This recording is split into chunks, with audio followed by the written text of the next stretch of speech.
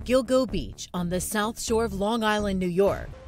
Dr. Peter Hackett, a former physician for the Suffolk County Police. I'm hoping that Dr. Hackett will finally tell the truth about something. Possibly we have some questions that will elicit new information. Did you run a home for wayward girls?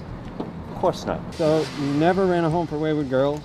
Nope. And you had nothing to do with Shannon Gilbert's death? That's correct. Jesus! Nah, sekarang yang mau gue bahas adalah kasus Long Island Serial Killer. Kenapa Long Island Serial Killer? Karena memang kejadiannya ada di Amerika, tepatnya di Long Island, New York. Nah, kenapa kasusnya menarik buat gue? Karena kasusnya sampai detik ini itu belum ditemukan siapa pelaku sebenarnya dari si Long Island Serial Killer. Bahkan yang membuat kasus ini lebih menarik lagi karena polisi atau kepolisian dari Long Island itu juga seperti menutupkan sesuatu. Ya memang sampai saat ini belum juga dibuka sesuatu itu yang nantinya akan gue bahas. Dan banyak orang-orang yang diasumsikan pelakunya tapi ternyata sampai detik ini juga belum bisa mendapatkan vonis resmi atau announcement resmi terkait siapa dari Long Island Serial Killer ini. Dan yang lebih bikin menarik lagi karena semua targetnya atau korbannya adalah escort atau wanita-wanita bahagia yang bisa kalian telepon dan kalian kontak secara online nih, escort online, untuk bisa menemani kalian di rumah atau di hotel kalian atau dimanapun untuk bersenang-senang dengan kalian. Atau kalau misalnya duit lo pada lebih gitu ya, bisa berempat, berlima gitu ya, bikin pesta bahagia bersama-sama dengan escort ini. Atau bisa dibilang cur-cur online lah gitu ya, karena escort itu memang biasanya yang lebih high class lah bisa dibilang. Nah, bagaimana kasusnya? Ini kasus yang menarik banget, percaya sama gue. Karena nanti sepanjang kasusnya gue ceritakan, kalian bisa coba tebak siapa sih sebenarnya pelaku dari Long Island Serial Killer ini. Karena nanti bakal gue jabarin. Dan mungkin aja kalian bisa memberikan asumsi yang tepat gitu ya, atau bukti yang tepat kira-kira dia nih bang pembunuhnya gitu ya. Mari kita mulai videonya, dan sebelum itu silahkan untuk like, share, dan subscribe kalau kalian suka dengan video-video dari gue supaya gak ketinggalan juga. Dan follow gue di Instagram dan di Twitter. Gue udah di @rivaldosantosa, kalian bisa DM gue kasus-kasus yang menarik. Dan nantinya akan gue baca satu persatu. Tapi tidak akan gue balas satu persatu karena pegel juga gitu ya. Nggak mungkin kan balesin semuanya, tapi beberapa pasti gue balas kok, tenang aja. Oke, mari kita lihat intronya dulu guys. I lost myself. I waited still. Long Island Serial Killer atau bisa disebut LISK. Ya memang kasus ini mulai pada tanggal 1 Mei 2010. Dimulai dengan hilangnya seorang wanita escort atau wanita senang-senang dan happy-happy yang bernama Shannon Gilbert, yang dilaporkan menghilang oleh ibunya pada saat itu.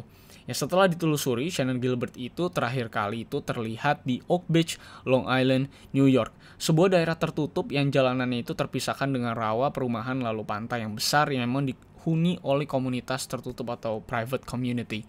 Pada daerah tersebutlah Shannon Gilbert itu terakhir kali terlihat karena memang dia punya janji pada malam itu dengan salah satu kliennya yang bernama Joseph Brewer yang baru pertama kali menggunakan jasanya Shannon. Pada malam itu Shannon itu menjual diri untuk bisa mendapatkan uang untuk bisa membeli kadonya Mary Gilbert atau kado dari ibunya yang memang nantinya akan menjadi salah satu aktor kunci dari progres kasus si LISK ini atau Long Island Serial Killer ini, si ibunya si Mary Gilbert ini. Dan pada malam tersebut ditemukan juga sebuah investigasi bahwa Shannon Gilbert itu sempat menelpon 911 selama kurang lebih 23 menit durasinya dari lokasi yang berdekatan dengan rumah Joseph Brewer. Sambil berteriak dan menyatakan bahwa mereka ingin membunuh saya, atau dia berteriak berkali-kali tuh they want to kill me. Jadi sebenarnya rame ya, bukan satu orang doang yang mau membunuh dia nih. Sekiranya itu yang bisa kita identifikasi dari teleponnya Shannon Gilbert. Dan sesuai dengan pernyataan Joseph Brewer pada saat itu, bahwa memang Shannon itu katanya mengalami bipolar dan tidak lagi meminum obat-obatannya. Setidaknya itu yang diceritakan Shannon kepada Joseph Brewer pada sesi ngobrol-ngobrol sebelum yang terjadi kebahagiaan yang memang tidak terjadi juga gitu ya. Dan memang akhirnya Joseph Brewer itu berbicara dengan supir Shannon, yaitu Michael Park, orang Korea yang memang punya tugas untuk mengantar jemput Shannon dari rumah atau dari tempat tinggalnya menuju ke tempat kliennya. Tapi justru memang saat keduanya berbicara dan setelah telepon 911 itu berlangsung, justru Shannon itu bukannya kembali dengan Michael Park dan kembali ke rumahnya atau tempat tinggalnya, justru malah Shannon Gilbert ini lari ke kegelapan dan malah menggedor-gedor rumah tetangganya Joseph Brewer sambil berteriak-teriak dengan hal yang sama, yaitu they want to kill me. Sehingga tetangga Joseph Brewer ini langsunglah melaporkan kejadian tersebut ke kepolisian dan menyatakan bahwa ada wanita yang teriak-teriak minta tolong. Tapi karena di sana yang seperti tadi gue bilang bahwa tinggalnya adalah orang-orang private community, Makanya ya mereka prefer untuk nunggu polisi dibanding ikut campur terhadap kejadian yang terjadi dengan Shannon Gilbert ini. Setelah laporan hilangnya Shannon Gilbert ini masuk ke kepolisian dan sesuai dengan beberapa dokumentasi yang tercatat terkait dengan kasus Long Island serial killer ini, polisi itu dinyatakan katanya nggak terlalu serius menangani kasus ini. Karena mungkin aja polisi itu menganggap bahwa yang hilang adalah seorang escort atau pelacur. Jadi sebenarnya polisi nggak punya interest lebih untuk menyelesaikan kasus ini. Dan seperti tidak ada reward juga untuk mereka. Dan itu juga diasumsikan dengan hal yang terjadi pada hari hilangnya Shannon Gilbert. Karena polisi itu katanya baru datang beberapa jam setelah teleponan dengan Shannon Gilbert yang berdurasi 23 menit tersebut. Dan diasumsikan juga bahwa polisi datang ke tempat tersebut itu justru karena tetangga-tetangga dari Joseph Brewer yang telepon. Karena sebenarnya kantor polisi ke lokasi dari Joseph Brewer atau komplek tersebut itu hanya memakan waktu sekitar 20-30 menit. Tapi justru polisi itu baru datang beberapa jam setelah telepon atau laporan ancaman pembunuhan yang sudah diberitahukan kepada Shannon Gilbert kepada si 911. Jadi memang sepertinya polisi itu saat si Shannon Gilbert ini telepon sebenarnya mereka tuh nggak serius-serius banget dan sebenarnya nggak pengen datang-datang cepat-cepat banget gitu. Jadi bodo amat juga gitu. Tapi justru baru serius saat tetangga atau orang-orang yang tinggal di sana menelpon ke kepolisian. Makanya polisi itu dinilai tidak serius menangani kasus Shannon Gilbert ini. Tapi pada tanggal 10 Desember 2010, 7 bulan setelah laporan hilangnya Shannon masuk ke kepolisian, itu seorang polisi bersama anjing K9 yang sedang lewat di sekitaran Ocean Parkway, Long Island yang memang tidak punya niatan untuk mencari tubuh Shannon Gilbert atau mencari hilangnya Shannon Gilbert, itu anjing itu pengen buang air kecil pada saat itu, jadi memberi tanda kepada polisinya. Dan lalu mereka berhenti di pinggir jalan, lalu anjing K9-nya itu turun dari mobil. Tapi ternyata secara tidak sengaja anjing K9 tersebut menemukan sebuah hal yang cukup gila menurut gue. Anjing K9 dan polisi yang sedang lewat di jalanan tersebut menemukan bukan tubuh Shannon, tapi justru 4 mayat wanita dengan keadaan yang sangat-sangat mengerikan. Yang ternyata 4-4-nya itu punya kemiripan dengan Shannon, yaitu punya yang namanya postur tubuh yang mirip sama-sama sama Shannon, kecil-kecil juga, lalu seumuran Shannon juga, dan pekerjaan yang juga sama-sama escort online atau escort Craigslist atau wanita senang-senang. 4 mayat tersebut ditemukan dalam lokasi yang cukup berdekatan dan sepertinya justru kayak udah diatur karena jaraknya tuh mirip-mirip sama-sama gitu. Jadi memang karena kayaknya udah diatur sama si serial killernya ini. Nah, 4 mayat tersebut adalah Maureen Brainard Barnes, 25 tahun, yang adalah seorang ibu rumah tangga yang terpaksa jadi escort online untuk bisa membayar tagihan rumahnya. Yang terakhir kali itu terlihat di tahun 2007, tepatnya bulan Juli, yang diakui sama temannya bahwa sebelum dia menghilang, itu dia berkata bahwa akan menghabiskan waktu di New York City 1 hari penuh. Dan setelah itu dia katanya nggak pernah terlihat lagi. Yang mencurigakannya lagi, setelah Maureen itu menghilang, teman dari Maureen ini justru menerima telepon dari seseorang yang mengaku melihat Maureen di sebuah rumah pelacuran yang lokasinya tidak diberitahu dan juga menolak untuk memberitahu identitas pribadinya. Dan memang akan berjanji untuk menelpon kembali si temannya Maureen ini untuk memberitahu lokasi dari rumah pelacuran tersebut. Tapi sampai detik ini, itu tidak ada telepon yang sudah dijanjikan. Lalu yang kedua adalah Melissa Barthelemy, umurnya 24 tahun, yang hilang pada bulan Juli 2009, yang juga adalah escort Craigslist, yang pada hari hilangnya saksi-saksi menyatakan bahwa dia tuh sudah dibayar sama kliennya sekitar $900, dan katanya pada hari itu juga dia tuh berusaha nelfon mantan pacarnya tapi nggak nyambung-nyambung katanya. Dan pada beberapa minggu setelah hilangnya Melissa ini, adiknya itu juga ditelepon sama seseorang misterius laki-laki dan dimaki-maki dan dicaci-caci bahwa dia juga pelacur juga katanya, dan menyatakan bahwa Melissa sudah meninggal, dan orang yang telepon itu menyatakan bahwa dia sedang melihat tubuh Melissa ini mati dan membusuk. Dan juga ditelepon berkali-kali dengan berbagai hal yang cukup bikin diri lo bakal merinding kalau lo merasakan hal tersebut. Akhirnya polisi juga berhasil mendeteksi di mana lokasi telepon tersebut dilakukan. Dan memang katanya muncullah sebuah lokasi seperti Madison Square Garden, lalu Massapequa, dan ya bisa dibilang ada beberapa lokasi telepon tersebut dilakukan. Tapi sayangnya memang telepon tersebut itu tidak bisa memberikan informasi siapa orang yang nelfon. Jadi cuma bisa dapetin lokasinya doang. Nah, ibu dari Melissa pun juga menyatakan bahwa pada saat anaknya ini atau Melissa ini menghilang pada harinya, itu Melissa tuh katanya sempat dipergoki menelepon beberapa kali ke wilayah Manorville. Sebuah wilayah yang nantinya juga akan menjadi clue dalam progres kasus Long Island serial killer ini. Lalu yang ketiga ada Megan Waterman, itu umur 22, hilang pada Juni 2010, yang sama juga dia adalah escort dari Craigslist, yang sebelum hilang masih bilang sama mantan pacarnya juga bahwa dia bakal telepon nanti setelah selesai bekerja, tapi juga tidak ditelepon sampai sekarang dan akhirnya ditemukan mayatnya tentunya ya. Dan lalu terakhir ada Lynn Costello, umurnya 27 tahun, yang juga adalah escort juga, dan kata saksi-saksi juga dia adalah pemakai heroin yang hilang pada September 2010. Yang menurut kesaksian pada malam dia hilang itu, dia tuh ditawarkan di telepon beberapa kali juga sama seseorang yang mengaku akan jadi kliennya dan menawarkan bayaran yang lebih tinggi pada malam itu, yaitu sekitar $1.500 untuk layanannya. Dan setelah 4 mayat perempuan ini ditemukan di lokasi yang sama, yaitu di Gilgo Beach, maka dari itu keempat wanita ini dinamakan sebagai Gilgo 4. Dan pelakunya yang diasumsikan adalah satu orang yang sama, itu juga disebut dengan nama Long Island Serial Killer.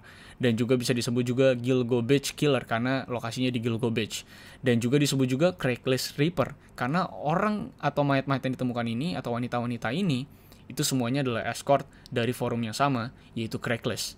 1 tahun penuh usaha dari keluarga Shannon dan juga beserta keluarga dari 4 korban yang ditemukan tadi itu juga melakukan banyak usaha untuk bisa melakukan pengungkapan terhadap kasus ini dan setidaknya menemukan siapa pelakunya supaya semuanya bisa tenang juga. Makanya mereka terus menekan polisi untuk bisa mengungkap siapa sih sebenarnya pelaku dari Long Island Serial Killer ini. Karena tentunya banyak orang-orang atau wanita-wanita di sana yang punya pekerjaan yang sama yang nyawanya kan jadi terancam gitu ya. Nah, tapi usaha mereka akhirnya memang membuahkan hasil walaupun prosesnya cukup lama, yaitu selama 1 tahun, yaitu pada tanggal 13 Desember 2011, tubuh Shannon Gilbert akhirnya ditemukan. Dan dalam rentang waktu dari Desember 2010 saat 4 tubuh wanita tersebut yang tadi Gilgo 4 itu ditemukan, sampai Desember 2011 saat tubuh Shannon Gilbert ditemukan, itu sebenarnya ada 6 tubuh lagi yang ditemukan di lokasi yang juga berdekatan. Dan 5 dari tubuh yang ditemukan itu tidak bisa diidentifikasi sampai saat ini. Nah, salah satu dari 6 tubuh yang bisa diidentifikasi itu bernama Jessica Taylor, yang ternyata sudah dinyatakan hilang dari tahun 2003. Gila nggak tuh lamanya? Tepatnya di bulan Juli. Pada saat itu memang sudah ditemukan mayatnya itu, tapi hanya bagian tubuhnya doang yang memang sudah dalam kondisi terpotong-potong dan dalam kondisi telanjang juga, tapi tanpa kepala ya dan tanpa tangan gitu ya. Agak merinding sih gue bacanya. Memang yang ditemukan di Manorville, daerah yang sama dengan seseorang yang ditelepon berkali-kali oleh Melissa pada hari dia itu menghilang. Dan ternyata pada Mei 2011 ditemukanlah kepalanya dan juga tangannya, dan memang cocok dengan DNA dari tubuh yang ditemukan di tahun 2003. Dan dia juga adalah seorang escort online. Dan dari 5 bagian tubuh dari 5 mayat yang berbeda yang tidak bisa diidentifikasi identitasnya, ternyata beberapa bagian tubuhnya itu berkaitan dengan bagian tubuh yang ditemukan dalam kasus 1997. Jadi udah jauh banget ya. Dan pada saat itu kondisinya tubuhnya itu sudah dalam kondisi banyak gigitan di bagian tatonya. Dan memang ternyata bersinergi dengan tubuh yang ditemukan di tahun 2011 ini. Yang memang ternyata dari segi perhiasan tuh cocok dan sama. Dan ternyata ditemukan juga bahwa mereka adalah ibu dan anak gitu. Jadi memang walaupun tidak bisa diidentifikasi identitasnya, tapi setidaknya kita bisa tahu kisaran umurnya dan hubungan mereka dari DNA yang ditemukan. Ya memang ternyata kasus ini sudah bersinergi atau berrelevansi dengan kasus yang terjadi tahun 1997. Jadi asumsi publik bahwa memang ternyata Long Island Serial Killer ini sudah beraksi dari sejak lama, bahkan terlamanya adalah 1997 dan bahkan mungkin belakang-belakang lagi yang tidak teridentifikasi gitu. Dan semua penemuan ini tentunya membawa polisi semakin yakin dengan crime scene yang mirip-mirip, dengan kondisi tubuh yang mirip-mirip, bahwa memang pelakunya adalah satu orang yang memang disebut dengan Long Island Serial Killer. Dan kembali ke penemuan mayatnya Shannon Gilbert, polisi itu menyatakan bahwa penyebab meninggalnya Shannon Gilbert itu adalah mati karena kecelakaan dan tidak terkait dengan pembunuhan Long Island Serial Killer ini. Yang mungkin asumsinya bagi publik, polisi itu ingin menyingkirkan Shannon Gilbert atau kasus Shannon Gilbert ini dan Mary Gilbert pasti ibunya dari kasus Long Island Serial Killer. Karena Mary Gilbert ini adalah orang yang paling vokal dalam menyuarakan pengungkapan kasus Long Island Serial Killer atau Craigslist Escort Killer ini. Tentunya keluarga Shannon itu nggak percaya sama penyelidikan polisi dan menyewa tim koroner sendiri untuk bisa melakukan penyelidikan soal kematian Shannon dan tubuh Shannon. Dan ternyata tim koronernya itu menyatakan bahwa tulang leher yang nyambungin kepala lo sama badan lo itu hilang dari tubuh Shannon. Dan punya kemungkinan bahwa Shannon itu meninggal karena dicekik. Yang setelah dicek juga memang sebenarnya tidak ada kadar alkohol atau obat-obatan tidak cocok dengan apa yang disebutkan sama polisi, bahwa Shannon Gilbert itu terakhir tuh minum alkohol jadinya mabuk dan tidak sadarkan diri, lalu bipolar rally kambuh, lalu meninggal gitu. Dan memang susah juga untuk menemukan penyebab kematian Shannon Gilbert pada saat itu, karena memang Shannon Gilbert itu mayatnya ditemukan sudah sangat lama, jadi sudah dalam kondisi yang tidak utuh dan susah untuk diidentifikasi lagi. Dan memang perbedaan antara tubuh Shannon Gilbert dan juga 4 mayat atau Gilgo 4 itu yang sebelumnya ditemukan memang punya beberapa perbedaan. 4 tubuh atau Gilgo 4 itu ditemukan dalam kondisi sudah dikubur. Tapi Shannon Gilbert ditemukan tidak dalam kondisi dikubur. Dan bisa dibilang kalau yang lain itu barang-barangnya sudah tidak ada, Shannon Gilbert itu barang-barangnya masih di sekitaran tubuhnya dan bahkan juga bajunya masih bisa ditemukan di sekitaran situ. Maka dari itu banyak publik atau banyak orang-orang yang juga berasumsi bahwa memang kebetulan aja Shannon Gilbert itu meninggal di daerah yang berdekatan dengan Gilgo 4 ditemukan. Dan memang kematiannya mungkin memang hanyalah kecelakaan. Dan Shannon pada malam itu juga ditemenin sama yang namanya Michael Park dan juga ketemu juga sama Joseph Brewer. Jadi beda sama Gilgo 4 yang pada malam hilangnya itu tidak ada saksi mata sama sekali. Jadi memang punya kondisi yang cukup berbeda. Jadi menimbulkan beberapa asumsi. Nah, tapi ternyata asumsi kecelakaan Shannon ini atau kematian yang tidak disengaja untuk Shannon Gilbert ini tiba-tiba bisa dibilang cukup meragukan pada Januari 2013. Saat ditemukan sisa-sisa tubuh manusia umur 20-30-an yang memang setelah diidentifikasi katanya adalah orang Asia karena memakai kalung babi emas ya atau show babi. Dan pada bulan Juni 2013 juga ditemukan lagi mayat wanita mengambang di laut dengan mobil yang ditemukan terparkir lengkap dengan baju-baju dan barang-barang yang ternyata adalah setelah diidentifikasi namanya Natasha Jugo yang dilaporkan hilang dari bulan Maret 2013. Yang kata keluarganya Natasha itu mengaku bahwa dia sedang diikutin sama seseorang dan jadi dia ketakutan. Jadi kondisi mayatnya ditemukan tuh mirip-mirip sama Shannon Gilbert. Jadi bisa dibilang mungkin kasus-kasus ini atau penemuan-penemuan mayat ini itu juga link dengan Long Island serial killer. Maka dari itu, asumsi kecelakaan Shannon Gilbert atau kematian yang tidak berrelevansi dengan Long Island serial killer itu tiba-tiba menjadi meragukan dan mungkin bisa jadi terputus bagi sebagian orang. Nah, setelah tekanan dari para keluarga korban dan tentunya dari publik untuk bisa mengungkap siapa pembunuh atau pelaku dari Long Island serial killer ini, akhirnya persidangannya pun dibuka. Kepolisian Suffolk County yang juga menjadi penanggung jawab atas kasus dari Long Island serial killer ini juga meminta bantuan dari FBI untuk turut berkontribusi untuk bisa mengungkap siapa sekiranya pelaku dari Long Island serial killer ini. Nah, selama berjalannya sidang ada sesuatu yang memang menjadi hal yang sangat absurd dan ambigu sampai detik ini ya, di mana hakim itu meminta 2 kali rekaman 911 dan juga Shannon Gilbert di malam hari dia menghilang. Tapi 2 kalinya juga ditolak sama para polisi karena dinyatakan pembukaan rekaman ini ke publik bisa menghalangi atau merugikan investigasi yang sedang berjalan. Padahal kalau kita track ke belakang tadi, polisi itu menyatakan bahwa Shannon Gilbert itu kan kata mereka tidak meninggal dan tidak berhubungan dengan yang namanya Long Island serial killer ini.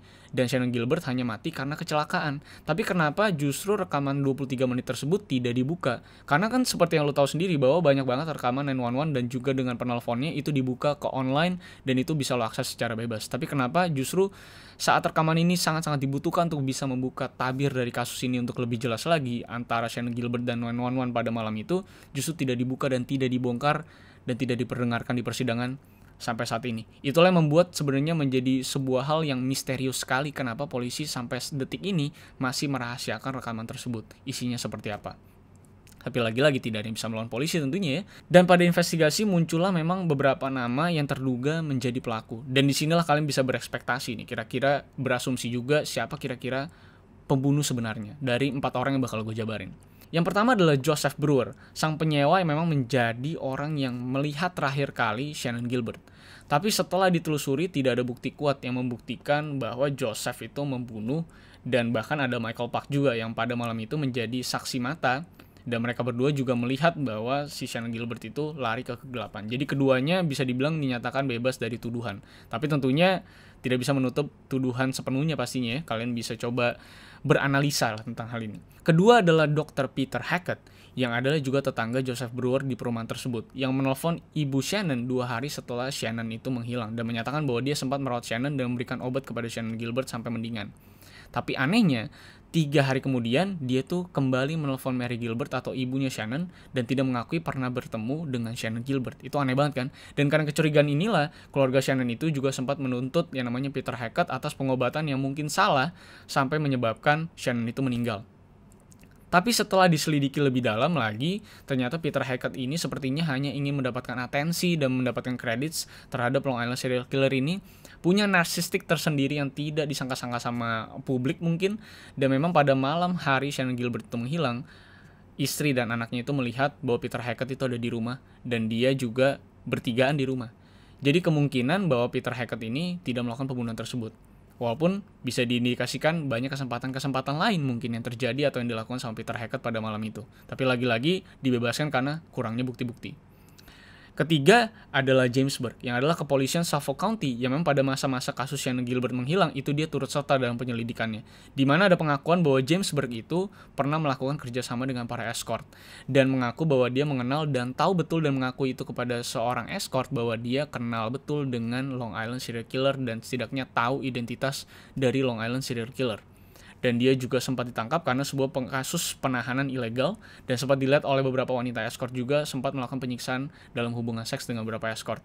Dan juga dalam beberapa asumsi polisi itu menyatakan bahwa dia itu sempat menyembunyikan dokumen-dokumen terkait kasus Long Island serial killer ini atau kasus Shannon Gilbert dari akses FBI. Jadi FBI itu nggak bisa mengakses dokumen-dokumen yang memang dimiliki sama Suffolk County Police karena pada saat itu dia menjadi ketuanya di sana. Jadi suka-suka dia aja. Jadi dia ingin menghambat yang namanya penyelidikan FBI terhadap kasus ini. Dan Long Island serial killer ini juga dinyatakan memiliki teknik-teknik yang dimiliki polisi. Jadi sehingga asumsinya kuat sekali bahwa mungkin aja James Burke itu adalah pelaku di balik Long Island serial killer. Atau mungkin aja asumsi keduanya dia turut membantu dan sebenarnya Long Island serial killer ini dilakukan lebih dari satu orang. Makanya pada malam itu Shannon Gilbert menyatakan bahwa they want to kill me, bukan he wants to kill me. Gitu. Nah, terakhir asumsinya datang ke John Beatroff, orang yang tinggal di Manorville. Nama tempat yang familiar dalam kasus ini yang memang adalah tempat ditemukan beberapa bagian tubuh korban dari Long Island serial killer ini juga, dan juga daerah yang Melissa telepon berkali-kali sebelum dirinya menghilang. Dia dinyatakan bersalah atas 2 mayat yang ditemukan pada tahun 1993 dan 1994 atas kecocokan DNA dari sebuah kasus yang lain, yang akhirnya berhasil membuat dirinya menjadi terdakwa dan dituntut selama 50 tahun atas 2 pembunuhan tersebut.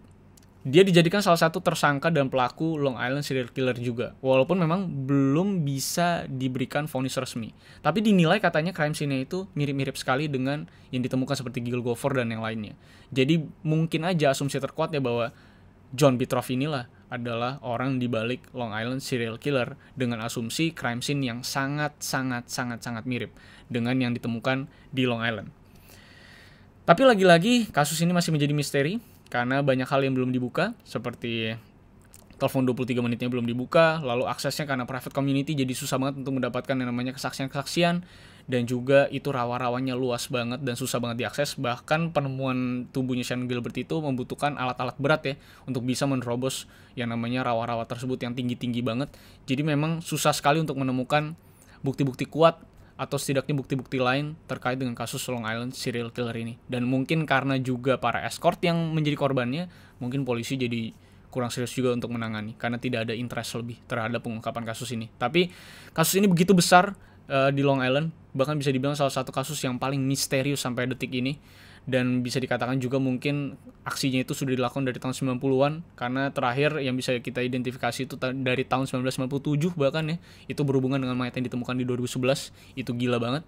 Jadi kita akan lihat kelanjutan kasus ini, karena sebenarnya kasusnya masih keep on running, tapi kita nggak tahu progresnya seperti apa, karena orang yang paling vokal terhadap kasus ini yaitu Mary Gilbert, ibu dari Shannon Gilbert itu meninggal ditusuk sama anaknya sendiri, yaitu adiknya Shannon Gilbert yang memang mengalami penyakit mental yang pada saat itu dia tuh teriak-teriak minta tolong, tapi ternyata saat ibunya menolong, ternyata ibunya ditusuk dengan pisau dapur berkali-kali.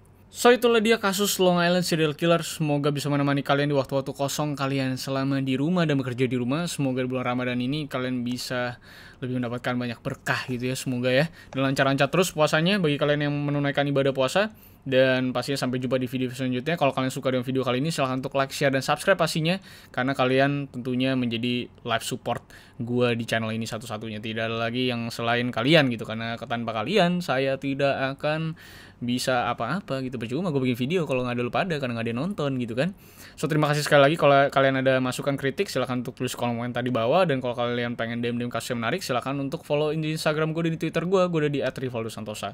Nantinya akan gue baca satu persatu, dan tentunya nggak bisa gue balesin semuanya karena banyak banget yang masuk, tapi tentunya yang menarik banget biasanya langsung gue bales, tenang aja. Atau yang mau ngucapin ulang tahun, gue ucapin pasti di sono ya. So sampai jumpa di kasus-kasus selanjutnya, karena masih banyak kasus-kasus yang menarik yang bisa kita kupas dan kita ceritakan bersama-sama dan kita kulik bersama-sama. So see you on the next case guys. I lost myself. I waited still for a glimmer to arrive. I know